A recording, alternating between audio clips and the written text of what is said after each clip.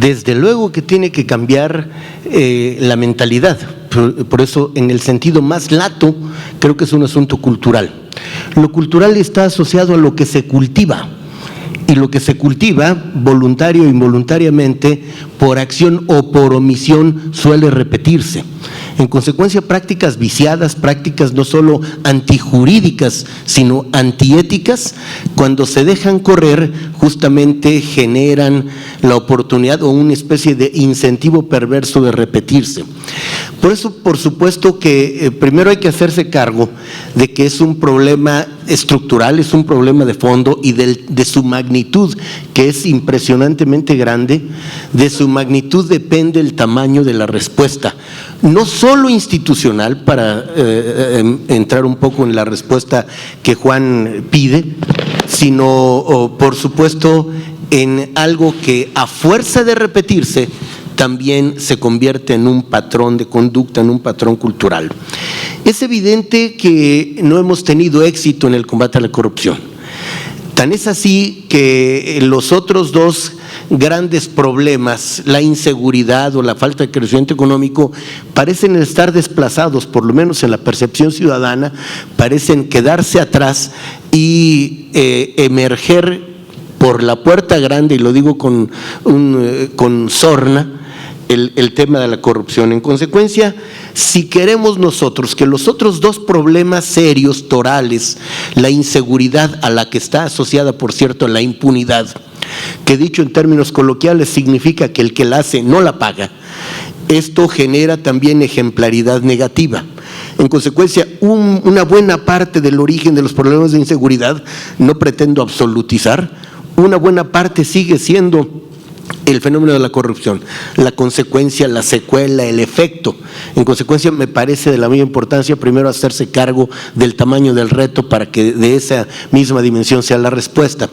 Enseguida vale la pena insistir en que la otra gran vertiente que a este país le urge que atendamos de manera cabal, que es el crecimiento económico, está asociado a otro valor que trae consigo la transparencia y la rendición de cuentas, la confianza.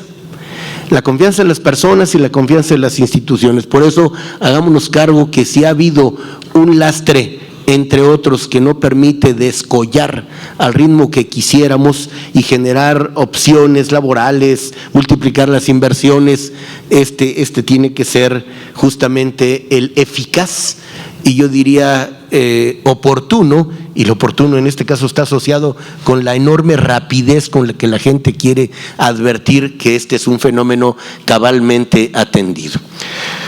Yo diría, para tocar dos puntos más en este turno, que el combate a la corrupción o la rendición de cuentas y la transparencia visto en positivo le imprimen calidad a la democracia, le imprimen calidad a la representación política y si hay un sector que está urgido de esto, somos nosotros los políticos, los partidos, los representantes populares, por hablar de algunos de nosotros.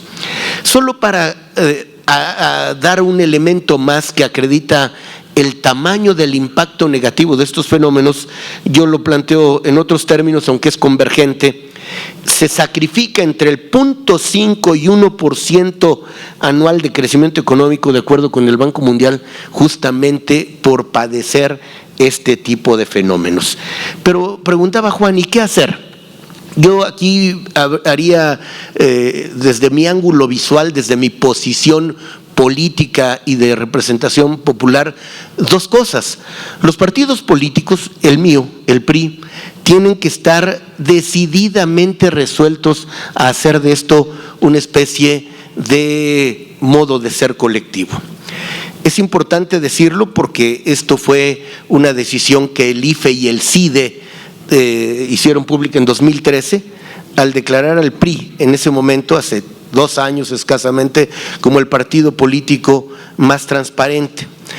Adicionalmente, en 2014 logramos ser un partido que obtuvo 3 certificados de calidad en transparencia y rendición de cuentas de la Organización Internacional de Estandarización, en cuyos datos no voy a abundar.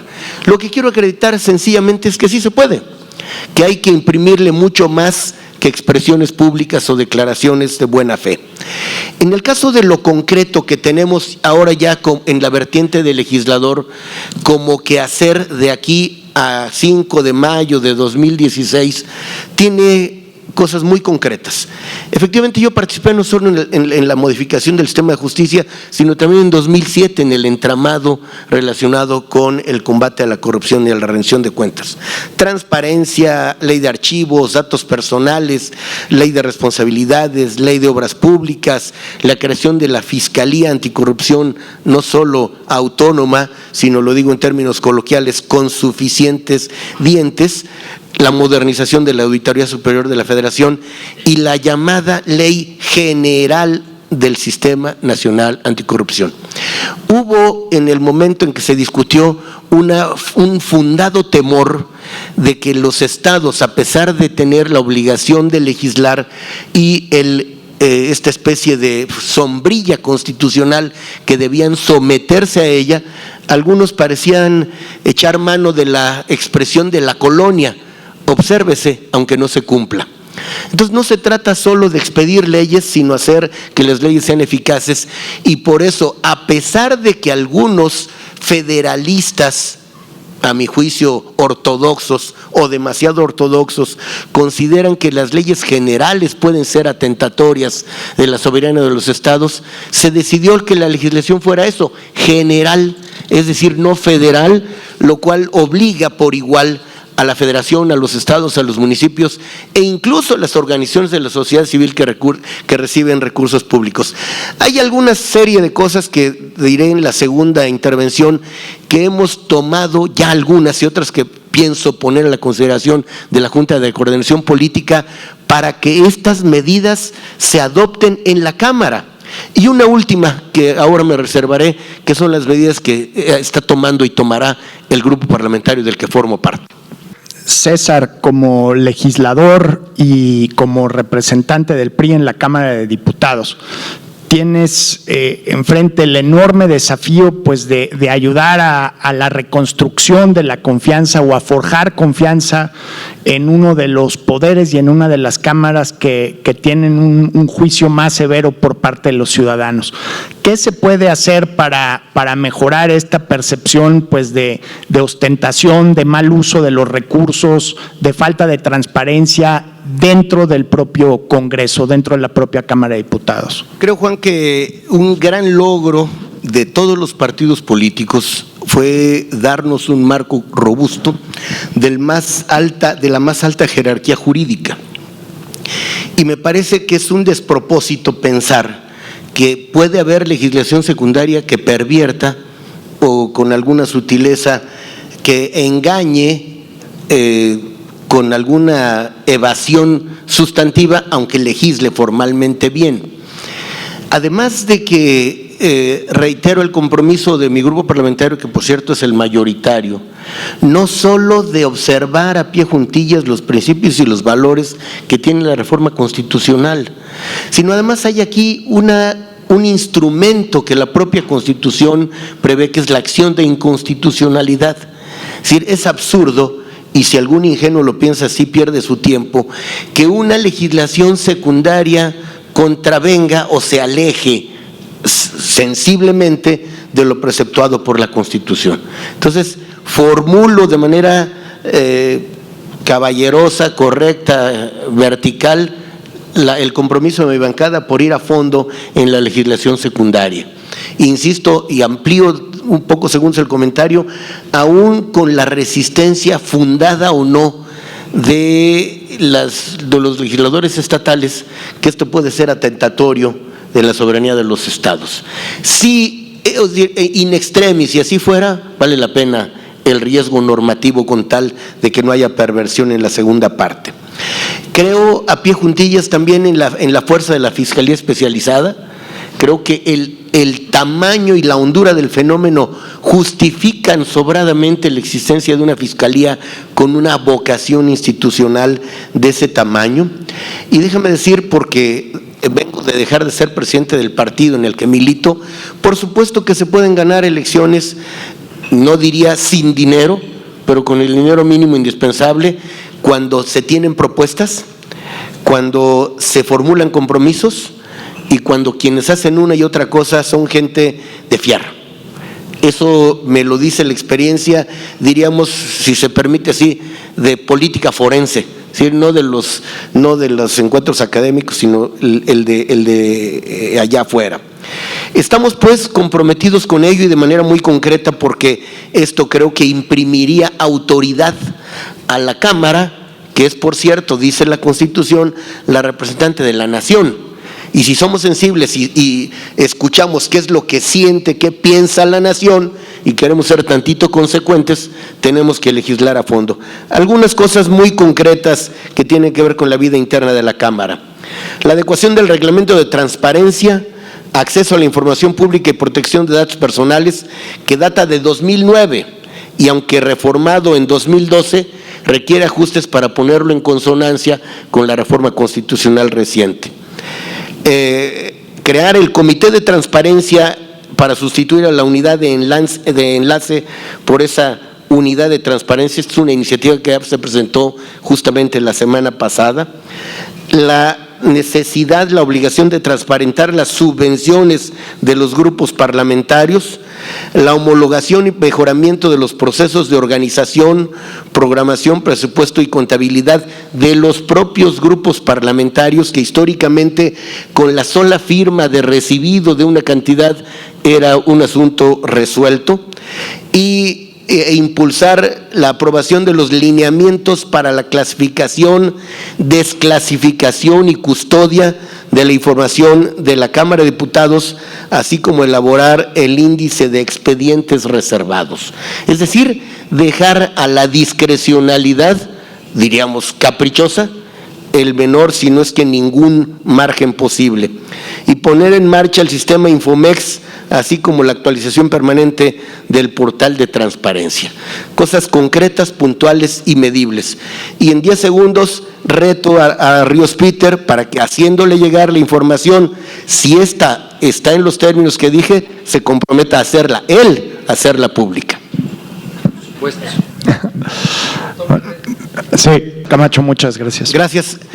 Estoy absolutamente convencido que este es uno de los grandes temas en donde no hay marcha atrás. Lo que incluso puede haber es la posibilidad de ir más lejos. Incluso hay un principio al que se deben atener las leyes secundarias. No pueden contravenir la legislación, la norma constitucional, pero sí la pueden exorbitar mientras vayan en el rumbo en el que el precepto constitucional marca. Creo que ese es el gran reto. Y bueno, como apercibirse de que cada uno se desempeña en una vitrina, más le vale al político tenerlo claro y vivir con ello. Yo creo que el reto es que los que tenemos oportunidad de hablar en público, como los 3 políticos partidarios aquí presentes frente a ustedes, pues estamos sujetos al escrutinio. Así es de que cada uno va a cargar con las consecuencias de su acción o de su inacción. Es tan importante el tema que están claras las intervenciones de los poderes del Estado. Es decir, se ha solidificado el quehacer de la Auditoría Superior de la Federación, y abro un paréntesis, en la distribución de las comisiones ordinarias, mi bancada, que es la mayoritaria, no solo estuvo de acuerdo, sino impulsó, y en la mesa de la Junta de Coordinación Política se dio cuenta de ello, que la comisión atinente a la vigilancia de la Auditoría Superior de la Federación estuviera en manos de un partido distinto, concretamente el PRD, que la había venido teniendo. Con la reducción de 11 a 7 comisiones, hubo algún otro partido, o un par cuando menos, que pretendieron hacerse de ellas. Nosotros creemos que es sano que la Comisión de Vigilancia la tenga un partido distinto. El tribunal, o la participación tanto del tribunal como del Consejo de la Judicatura, que no existía. La Fiscalía, que en la visión ordinaria forma parte del Poder Ejecutivo. Con las reformas constitucionales, la Fiscalía General de la Nación, o su equivalente, la sustitución de la Procuraduría, cobra autonomía. Y esta Fiscalía especializada, cuanto más. Y una más, el muy fuertemente empoderado INAI.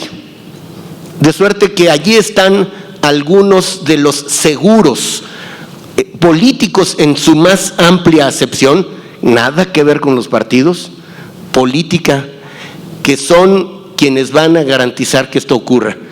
Y el infalible, el incorruptible y el omnipresente, la ciudadanía, organizada o no, en entidades como el Instituto Mexicano para la Competitividad y el mundo académico, que a nadie, y harán bien, le van a permitir que en un asunto como este falle. Gracias. Y gracias, Juan, por la invitación, y a mis amigas y amigos, gracias.